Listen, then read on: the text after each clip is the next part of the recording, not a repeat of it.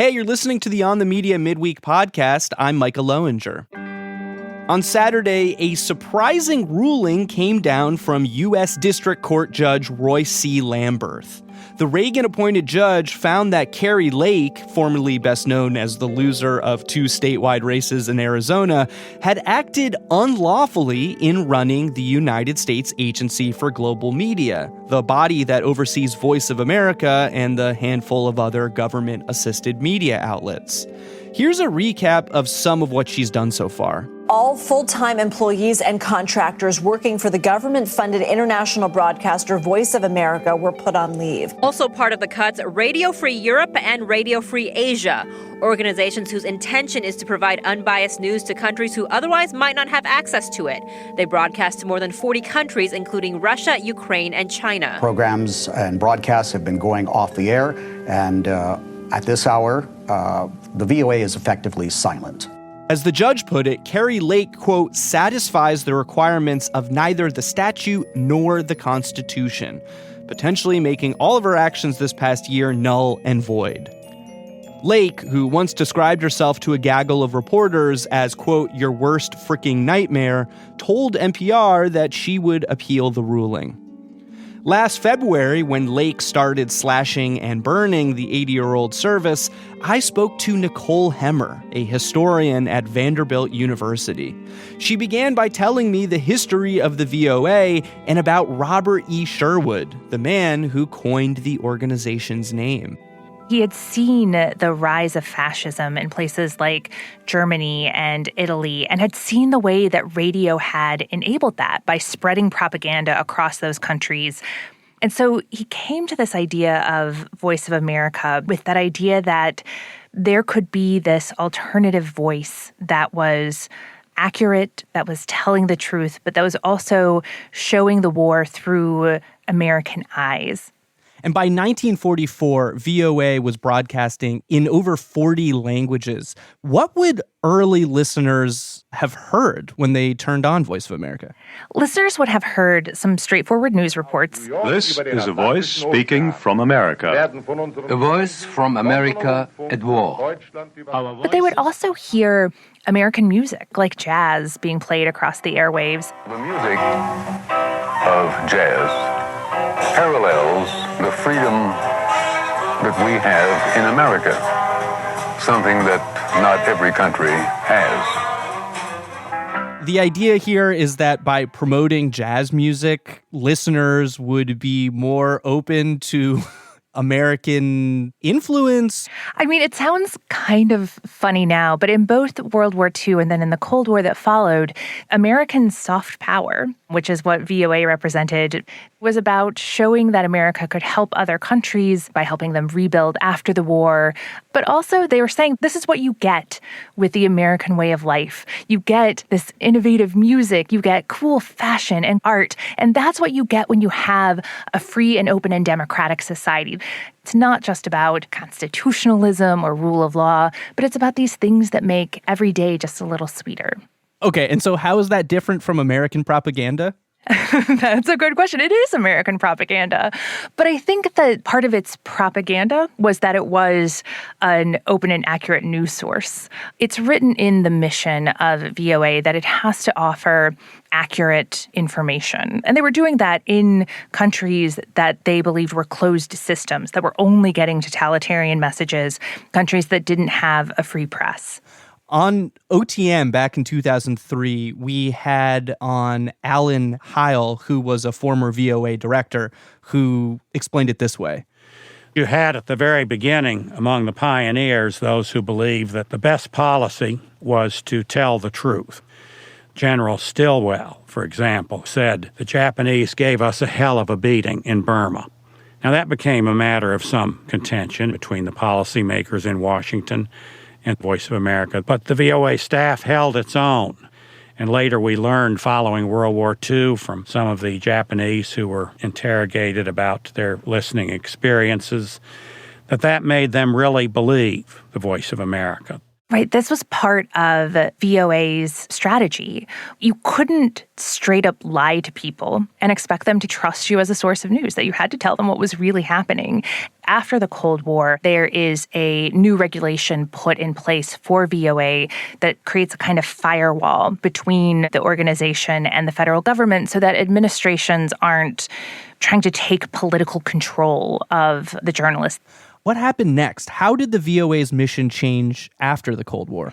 There is another moment of soul-searching. Democracy seems to have won. The end of history. Right. This belief in the early 1990s that, well, everywhere is going to be free now. And so the U.S. can kind of pull back. But then I think there's also a reevaluation of how much democracy has actually won at the end of the Cold War, right? You have all of these new countries that are being born and civil wars that are breaking out. And it is not clear that these are going to be democratic countries. They could very easily become totalitarian countries. And so the VOA mission sort of becomes to continue modeling a free press, continue to push for more open societies in these countries that are going through transition. You've used this term soft power a few times. How successful has VOA been in spreading this kind of influence? Do we have any way of knowing that it's hit its mark? We can't necessarily say, well, this government regime toppled or this press regime became more open because of the presence of VOA. But that's kind of the idea behind soft power, that's influence, right? It's providing a service that may not otherwise be available in the country where they are airing, and that is going to essentially make people think more warmly of the United States and its form of government. Promoting democracy, espousing the values of freedom of information and freedom of speech. This all sounds so great. I mean, but are there examples of moments where the VOA didn't live up to these lofty goals? You know, where's the line between promoting a free press and promoting a certain economic form, promoting the hegemony of American culture and businesses, right, in ways that have often made countries feel a little intruded upon, right? Because when American culture starts to push out national culture, that's not ideal for the countries where VOA is broadcasting. And so I think there is this tension between soft promotion of democracy and free press and a kind of cultural imperialism. And that is always going to be an issue with an organization like VOA because of its mission. We're talking about an organization with hundreds of millions of dollars in its budget, which, to be fair, is a lot of money given how hard it is to measure its success. That's right. It is one of those organizations that I think it is fair to have a debate about. Is this the best way for the U.S. to be spending its money? The world has changed a lot in the last 80 years or so. And are there better, more efficient, more effective ways of promoting a free press, both within the United States and abroad? And I think it's worth having a conversation about the best ways to do that. Despite the laws attempting to shield the Voice of America from political interference, the White House issued a press release titled "The Voice of Radical America," which referred to a series of claims that it seemed to back up with a series of articles in right-wing media outlets. Among them, a National Review piece claiming, quote, "Voice of America's staff ordered not to call Hamas terrorists." What are they talking about? There was a directive from VOA to avoid using the word terrorist when talking about members of Hamas. Now, people are free to call Hamas's activities acts of terror, terrorist acts. The word terrorism is not verboten, and nor is it banned to call members of Hamas terrorists.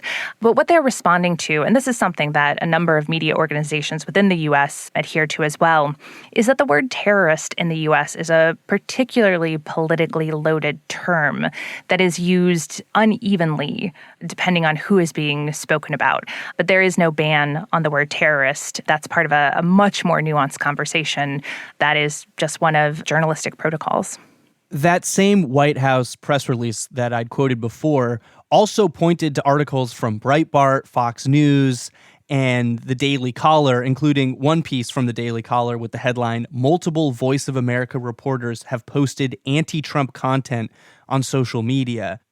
Now, it is true that people who work for VOA have said anti-Trump things on social media, but there has been no evidence that that has influenced reporting at VOA. And that's always the trick, right? That reporters might have opinions, but you have to show that it's influencing the way that they cover the news. And that's the missing piece in that particular accusation.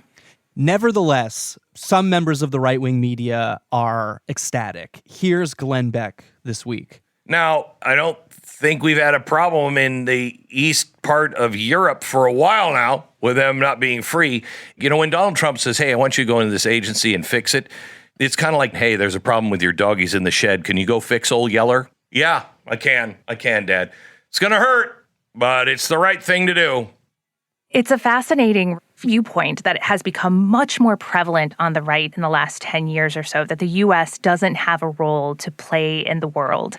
Glenn Beck would go on to say in that segment that NATO should be done away with. And so there is this larger set of goals that the dismantling of VOA plays into that makes right-wing audiences so happy. VOA stood for a defense of democracy and free press across the world. And this is an administration that does not stand for those things. This is an administration that doesn't believe in the liberal world order that's based on a set of rules, that's based on human rights, but believes in a world order that is based on power. And that means that the U.S. alliances in that world are with regimes like China, like Russia, these strongmen states. And so to see the U.S. begin to withdraw from the institutions that were built to guard against totalitarianism says a lot about where the administration sees the U.S. in the world. And that's, I think, particularly worrisome. Something you said earlier caught my ear, which is that one of the implicit ideas in the VOA early on was this idea that soft power or propaganda or whatever you want to call it is more compelling if it's true. I wonder if you look around at the internet and our information ecosystem today, and you can confidently say that that theory is right. I don't think it holds true anymore at all.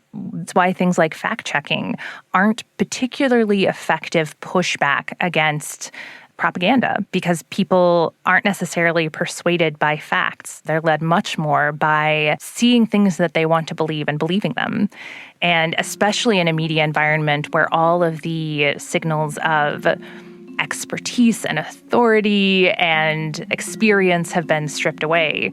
I think this is the biggest problem facing journalism right now, is that we're an entirely different ballgame when it comes to how people come to understand the world around them. Nicole Hemmer is a political historian at Vanderbilt University and the co-host of the podcast This Day. Nicole, thank you very much. Thanks so much, Micah. Thanks for listening to the Podcast Extra. Don't forget to listen to The Big Show on Friday. And by the way, Brooke and I have been doing something a little bit new for us. We're making short-form videos on Instagram and TikTok. There are video clips from our interviews on the show. There are little reflections on things we're covering or thinking about in the media. We'd love to know what you think, so please drop us a comment. I'm Micah Loewinger.